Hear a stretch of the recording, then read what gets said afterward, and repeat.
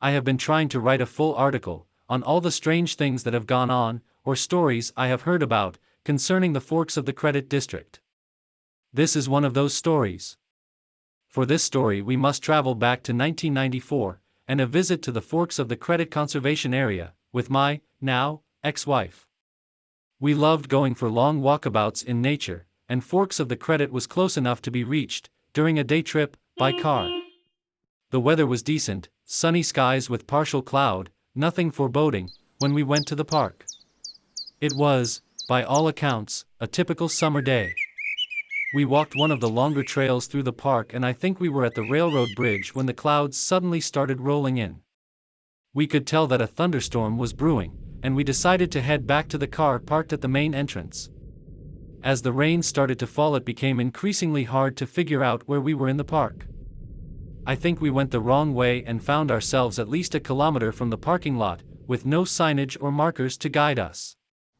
The thunder and lightning were intense, and the rain was pounding down in heavy sheets, reducing visibility to less than 100 meters. It was terrifying, and not knowing the terrain or where to go left us both quite disoriented. This thunderstorm, while common in the area, still did not feel normal. It came out of nowhere and raged with a ferocious intensity. We knew we had to get out of it and into the safety of the car.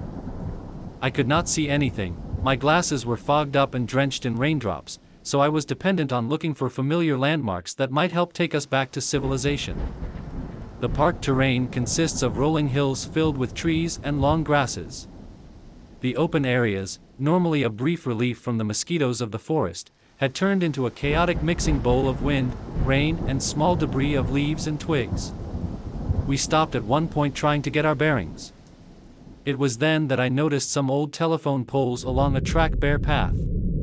I knew, growing up in small-town Ontario, that many farms had their phone and electricity running down their laneway to the farmhouse or, at the very least, a barn.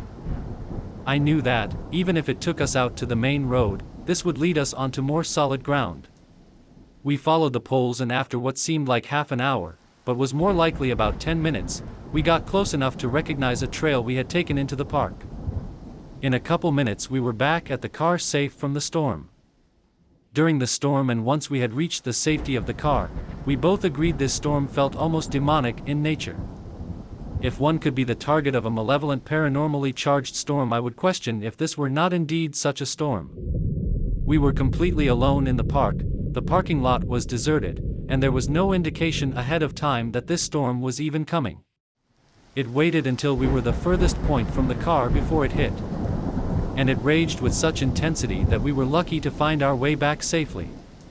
Honestly, I do not know, but like I said, combined with everything else that has happened in this area over the years, the idea of negatively charged paranormal activity would not be a stretch.